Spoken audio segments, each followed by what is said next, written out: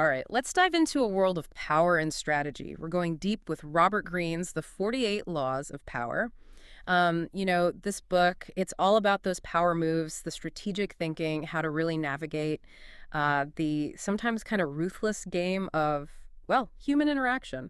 Yeah, and what's really interesting is how Green he uses real history for all this. I mean, he's gone so deep into the lives of all these powerful people across like centuries, emperors, con artists, you name it. It's not just about power in the abstract. It's about how it's actually played out, you know. Exactly. It's not just theory. It's like you're getting this behind the scenes look at how power has shaped, well, everything, history, the world today. I mean, it's still happening. And that's what gets me, right? It's like as we go through these laws, think about it. Your own life, your experiences. Have you seen this stuff in action? Maybe you didn't even realize it at the time. Right. Okay, so let's just jump right in. Law one, never outshine the master. This one, it's a bit of a wake-up call, isn't it? Sometimes being too good, well, it can actually backfire. Oh, yeah. It's such a delicate balance, you know? We all want to impress the boss, the mentor, whoever. But there's this line. Mm. Stand out, yeah, but not so much that you make someone feel threatened. Green uses the story of King Louis XIV's finance minister, Nicolas Fouquet. Now, Fouquet, he threw this huge, lavish party, right? And he actually outshined the king himself, like his place, his chateau, the gardens, everything, just incredible.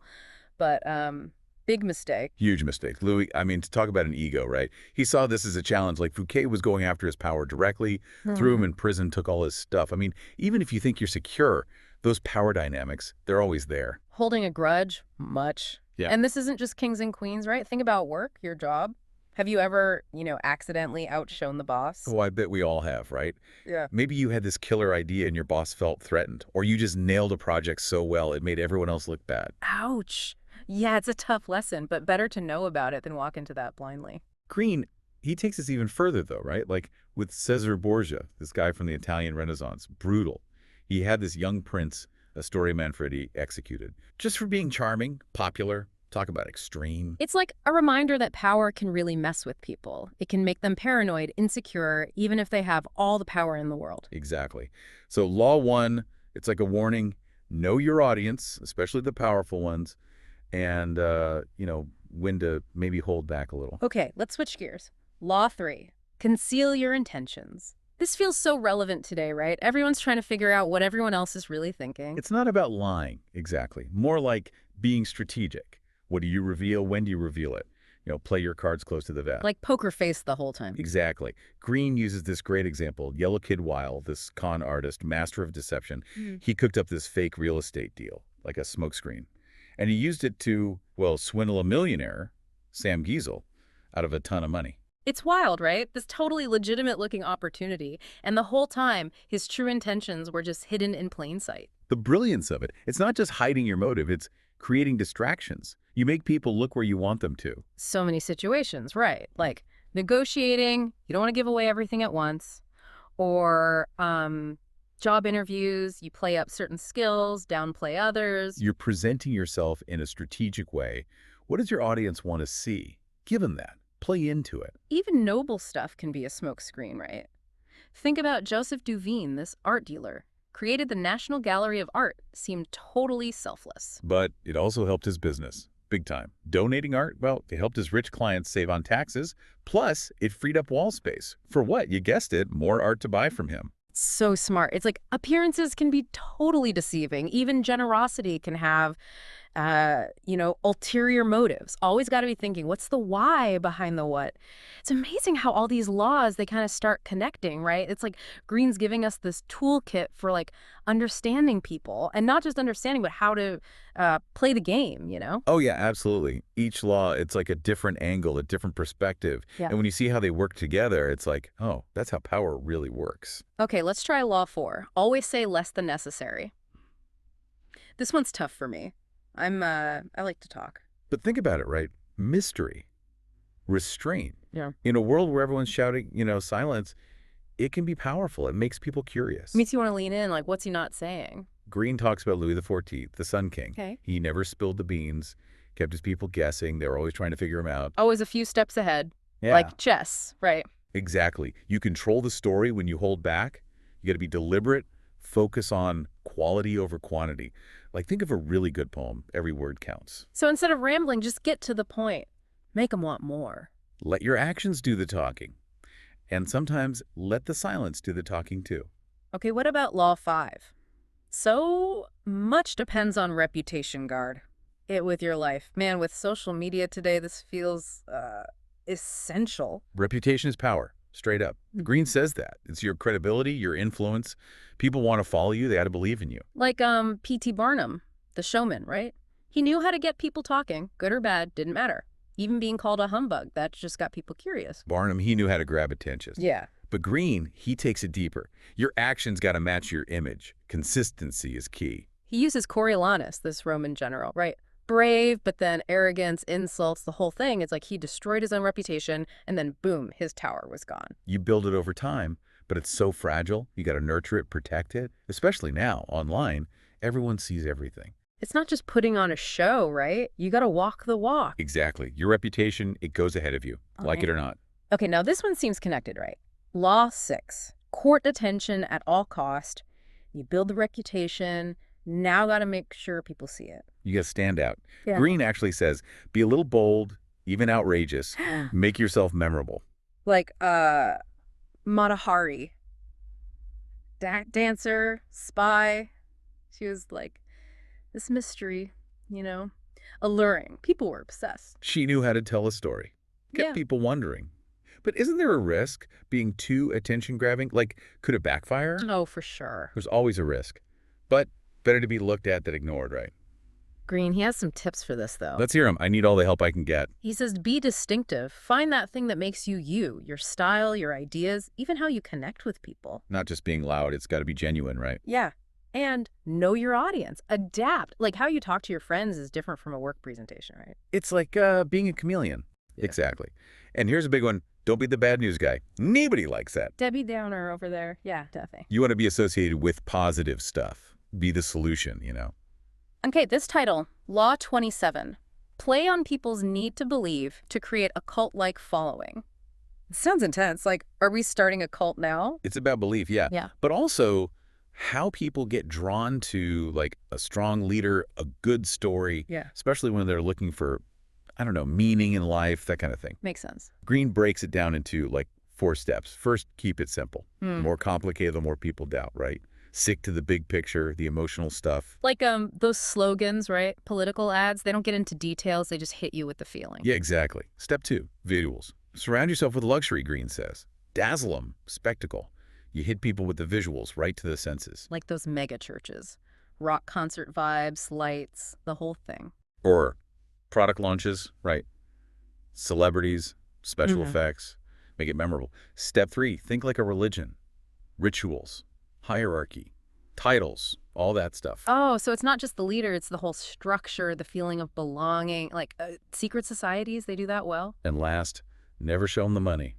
Greene's words, never be seen as hungry for money and the power it brings. Keep that hidden. The illusion of like being selfless, pure, even if behind the scenes you're, rolling in it. Those televangelists, classic example. So this law, it's about how we believe things and how those beliefs, they can be used to, well, get people to do things. It's like, whoa, okay, be careful who you trust. Think about it. Back to something a little more action-packed. Law 28, enter action with boldness. I think we touched on this, but it's so good. It's about taking charge. You got to be decisive, create that momentum. Remember Balboa went from wanted criminal to hero, just like that. Just by going for it. It's inspiring, right? But it doesn't have to be like conquering a continent and just everyday stuff. Absolutely. Speaking up at work when no one else will. Trying a new project, even asking for that raise. Stepping out of your comfort zone, get things done. It kind of goes with Law 34 too, right? Be royal in your own fashion. Act like a king to be treated like one. Oh, yeah, that's a good one. Yeah. You got to have that confidence, that presence. People pick up on it. If you're all timid, insecure, people can smell that, But if you own it, they'll respect you, even if you don't have the, like, official power. It's like fake it till you make it, but it's more than that, right? Yeah. You got to actually cultivate that belief in yourself. Like Christopher Columbus, all those setbacks, but he never lost sight of his goal. And that's what got him the support he needed in the end. It's about believing in yourself, even when no one else does. Yeah. And that can be powerful. Okay, time for a reality check for us procrastinators. Law 29. Plan all the way to the end. I need this one tattooed on my hand. It's about thinking ahead. Greene says most people, they just focus on the right now. They don't see the long game. Yeah, I'm guilty of that. He tells this story. A king, a Sufi, and a surgeon. The surgeon's supposed to kill the king, right? But there's this inscription on a silver basin, and it makes him think twice. Like, what's going to happen after? So every action has a consequence, right? And if you don't think about it, well, you might not like what happens. Greene says, plan for success, sure, but plan for setbacks too. Have a backup. Plan B, plan C, maybe even a plan D. Exactly. And this isn't just for like world domination schemes. Think about your career, starting a business, even just a tough conversation you got to have. Think it through. Saves a lot of trouble later. All right, this one's for anyone who's ever felt like a fraud. Law 30, make your accomplishments seem effortless. Ah, yes. Make it look easy, even if you're, dying inside. I feel seen. Greene talks about sprezzatura. It's Italian, means studied carelessness. Like, it's all natural. You were born this talented. No, I like that. He uses the example of Sennorecchio, a tea master, way back in the 16th century, Japan. Known for his grace, making everything look so simple. Like it's magic. But really, there's a ton of work behind it. Ricci knew if you showed the struggle, it'd ruin the effect. So you hide the sweat, the practice, all of that. Put on the show. It's not being fake, though, right? Just showing your best side. Exactly. Highlight your strengths. Focus on the positive. Okay, this one sounds kind of sneaky. Law 31. Control the options. Get others to play with the cards you deal. It's about influence. You lead people down a path, but they think it was their choice. I'm intrigued, but also a little scared. Greene uses Ivan the Terrible, brutal Russian czar. He had these enemies, the boyars, so he pretended to quit, went off to some village. And then waited for them to beg him to come back. Of course, and they did. They were scared, desperate. So he came back, but with more power. Classic manipulation. He made them think they had no other choice. Greene also talks about using dilemmas. Give people two options, but they both work for you. Like, those tricky lawyer questions, right? Seems like they have a choice, but really they're trapped. You control the story. You control the outcome. Now, you don't have to be, evil about it. This works in everyday life. Negotiations, selling something, even relationships. Okay, last one for now, but it's a good one. Law 32. Play to people's fantasies. We've talked about this, but there's always more to uncover. People love a good story, something to believe in. That stag who tricked the lion, remember? He gave the lion what he needed, even if it wasn't true. Appealing to the emotions, right. Sometimes the truth, it's not as important as what people want to believe. And fantasies, they're not always like fairy tales. It could be just wanting a better life or believing you belong somewhere. Simple stuff. Politicians do it all the time, right? They tap into your hopes, your fears, and marketers too. They make you think you need their product to be cool, successful, whatever. You got to know what people want, what they dream about, and then you tailor your message to that. So it's not lying exactly. It's framing it the right way to get the response you want. We're really getting into the nitty-gritty now, huh? It's fascinating, but kind of scary, too. Like, all these ways you can use this stuff to, I don't know, influence people. It's a lot. Yeah, some of it can seem, I don't know, almost ruthless, like something a villain would do. Yeah, right. But look, knowledge is power. The more we know about how this works, the better we can handle it. Yeah. Protect ourselves and, well, use it to our advantage, too. Okay, so Law 33, this title, it's intense. Discover each man's thumbscrew. Sounds like, I don't know, torture or something. Well, not literally, but think about it. Everyone's got a weakness, right? Something they're insecure about, a fear, maybe a secret they're hiding. Greene calls them thumb screws because you can kind of press on those spots to get what you want. So it's like figuring out what makes someone tick, what makes them do what you want. Exactly. Greene uses this guy, Count Victor Lustig, a con man. Yeah. Sold a fake money printing machine. He knew the guy he was selling to. He needed to feel important to impress people. So he used that. It's like we all have those blind spots, right? Mm-hmm. And someone who's really good at reading people, they can take advantage of that. It's not always bad, though. Good salespeople do this. Negotiators, too. They use psychology, right? Yeah. To get people to agree or to close a deal, stuff like that. So it's about being aware, right? Knowing what your own weaknesses are so you don't get played. Exactly. Okay, let's switch gears a bit. Law 34. Be royal in your own fashion. Act like a king to be treated like one. I like this one. Me too. Like, own your power. It doesn't matter what your title is or if you even have one. Just, Step into it. Green's point is, how you carry yourself, that's what people see. If you're all unsure of yourself, people sense that.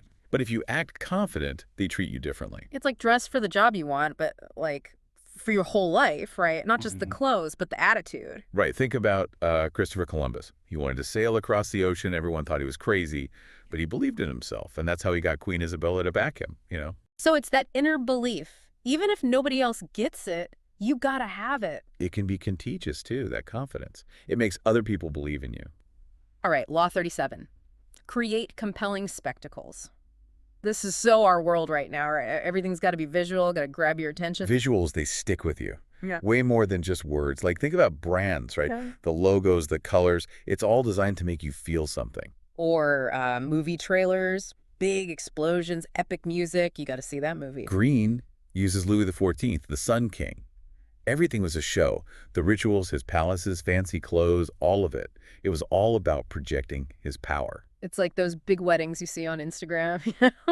Everything's got to be perfect, got to be over the top. It's a spectacle. And it doesn't have to be expensive, right? It could be a gesture, a powerful image, something that makes people go, whoa, what was that? Be creative, stand out, right? Exactly. Okay, this one's kind of tricky. Law 38. Think as you like, but behave like others. Wait, so do I fit in or do I be myself? I'm confused. It's about being smart. You can think whatever you want, but you don't always got to say it out loud, right? Right. Especially if it's going to cause problems. Like sometimes it's better to just, I don't know, go with the flow, observe. There's this Spartan general, Pausanias, brilliant guy, but he started acting like a Persian and, well, they thought he was a traitor. Sometimes you got to fit in, to protect yourself even. So it's like knowing when to speak up and when to just blend in. Yeah, it's a balance. Be yourself, but be strategic about it. Law 40. Despise the free lunch. I think we've all learned this one the hard way. Oh, for sure. Free stuff everywhere, right? Buy one, get one, free trial. But Green's point is, nothing's really free. There's always a catch, right? Like those free apps, they track everything you do, then hit you with all the ads. Or those free consultations, and then they pressure you to buy something. So be careful. If it sounds too good to be true, it probably is. Ask yourself, what do they get out of this? Good advice. Got to be a smart consumer. And it's about being independent. Sometimes better to pay your own way, make your own choices, no strings attached. Okay, last one. And this one, I don't even know what it means. Law 48. Assume formlessness. Formless? What's that even supposed to be? Think about water. It can be anything, right? Fill any container, flow around anything, it adapts. So I should be like flexible, go with the flow. Exactly. Things change all the time. You got to be able to adapt, be creative. And if you're always changing, people can't predict what you're going to do, right? Right. It's like poker, you don't want to show your hand. Keep them guessing. Well, that was a lot. The 48 Laws of Power, Robert Greene, definitely makes you think. It does. Makes you see the world a little differently. Power's everywhere, even if you don't realize it. It's a bit intense, but also really useful. Like, these are tools you can actually use in your life, your work, all of it. And remember, power, it's not good or bad on its own. It's how you use it. Be smart, be ethical. So, to everyone listening, take what you've learned today, think about it, see how these laws show up in your own life, use them wisely. Thanks for joining us on this deep dive. We'll catch you next time for more ideas that matter.